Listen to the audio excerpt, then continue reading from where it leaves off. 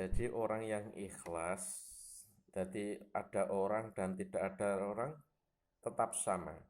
Beda dengan orang yang tidak ikhlas. Jadi ibadahnya akan dilakukan dengan lebih bagus ketika orang lain memperhatikannya. Apalagi bila orang tersebut dihormati atau dan disegani. Ya.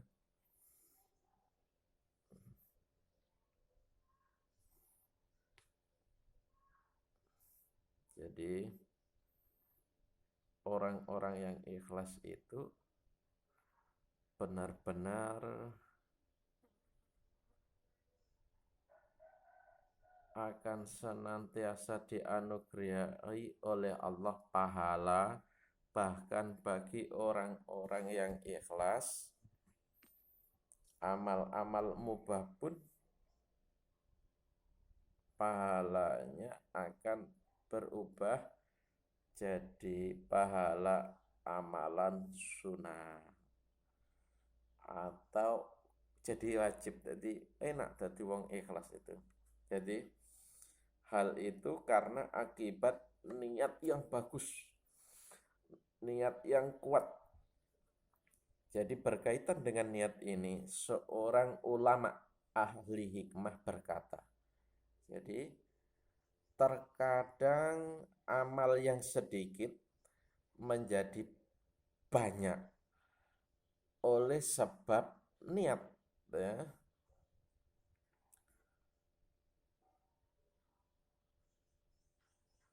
Jadi dan sebaliknya kadangkala amal yang banyak menjadi sedikit hasilnya juga karena niat.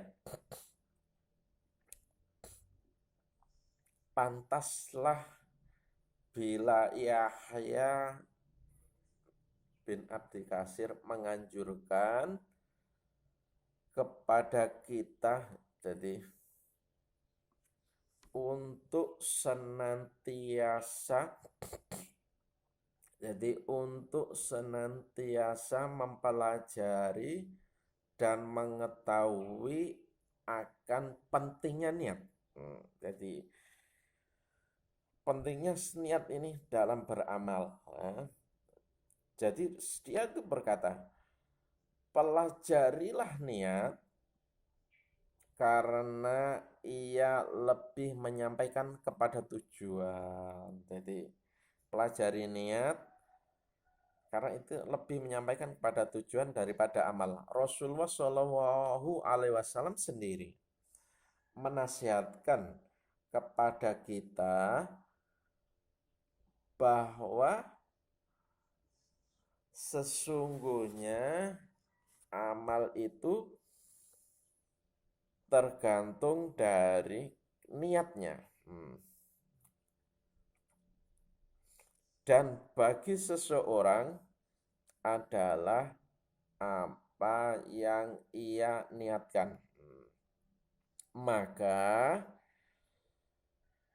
barang siapa yang niatnya, hijrahnya adalah kepada Allah dan Rasul-Nya, maka hijrahnya itu kepada Allah dan Rasul-Nya. Dan barang siapa yang hijrahnya karena dunia atau karena perempuan yang ingin ia nikahi, ya, jadi perempuan yang ingin dinikahi, maka hijrahnya itu adalah kepada apa yang ditujunya, ya. Maka bagi orang-orang yang ikhlas, dia tidak akan melakukan sesuatu kecuali ia kemas niatnya lurus kepada Allah saja. Kalau hendak duduk misalnya di kursi misalnya diucapkannya Bismillahirrahmanirrahim. Jadi ya Allah, semoga aktivitas duduk ini menjadi amal kebaikan.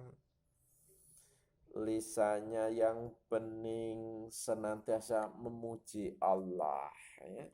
Lisannya bening atas nikmatnya berupa karunia bisa duduk sehingga ia bisa beristirahat menghilangkan kepenatan. Nah, jadilah aktivitas duduk itu menjadi amal saleh dan takarub kepada Allah. Karena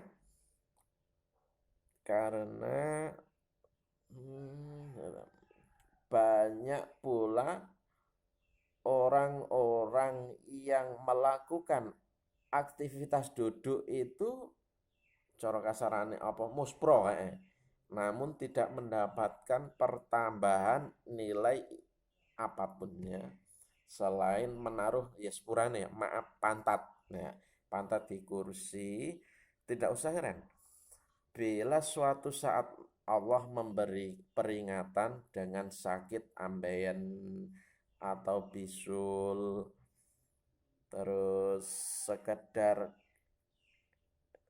dan lain-lain. Jadi itu sekedar kenang-kenangan bahwa aktivitas duduk itu adalah sebuah anugerah yang diberikan oleh Allah kepada kita. Harus kita syukuri. Begitupun kita makan, ya.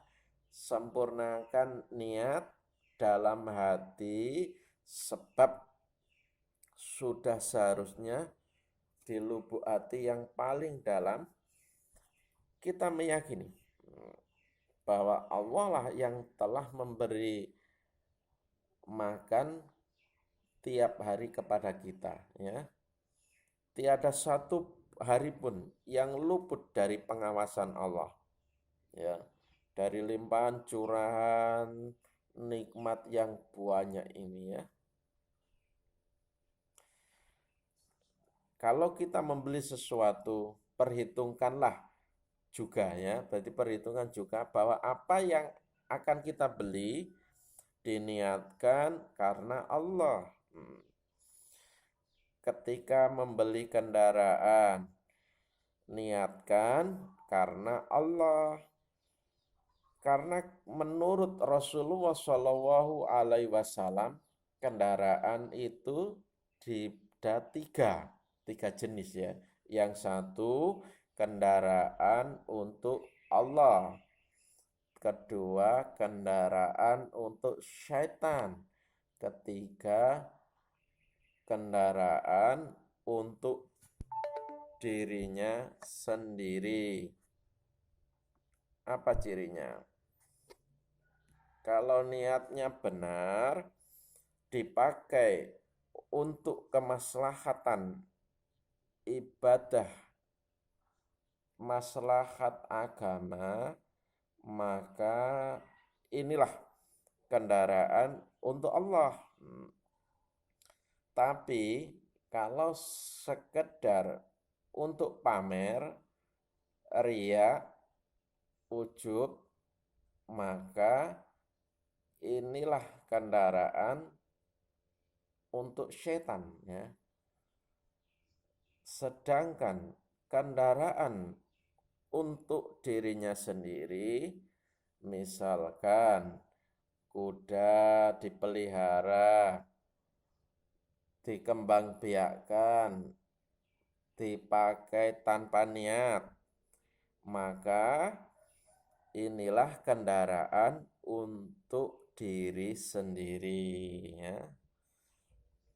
Pastikan bahwa jikalau kita membeli kendaraan, niat kita tiada lain hanya untuk Allah dan karena Allah. Karenanya bermohonlah hanya kepada Allah, ya.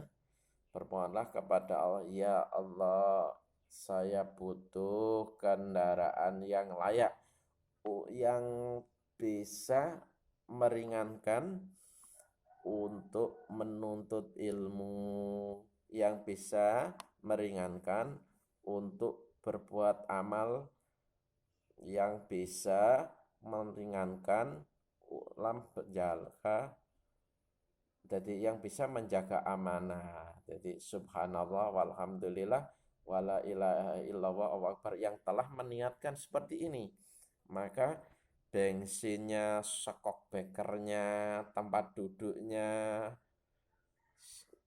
jadi dan semuanya pokoknya ya, dari kendaraan itu ada dalam timbangan kebaikan Allah. Nikmat tuh. Insya Allah. Sebaliknya, jika digunakan untuk maksiat, maka kita juga yang akan menanggung akibatnya. Jadi dosane akibatnya, jadi kita tanggung sendiri ya. Jadi sebuah kedahsyatan. Jadi dari seorang hamba yang ikhlas adalah akan memperoleh pahala amal walaupun sebenarnya belum menyempurnakan amalnya, bahkan belum mengamalkannya ya. Inilah istimewanya amalan orang yang ikhlas. Suatu saat misalkan dia hati sudah bulat meniatkan untuk sholat tahajud ya, jadi wis disiapkan tahajud, tapi tiba-tiba dia sudah meniatkan untuk jadi mau sholat tahajud nanti, istrinya diberitahu beker sudah nanti ayah bangunkan ya mau sholat tahajud, akhirnya dia bubuk ya. Tapi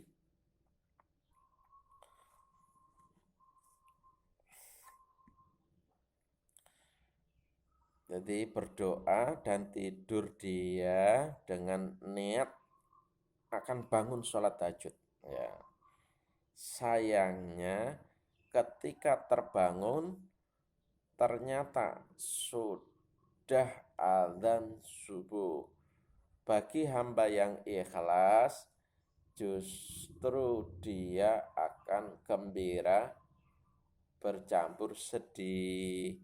Sedih karena tidak kebagian sholat tahajud, dan gembira karena ia masih kebagian sholat subuh.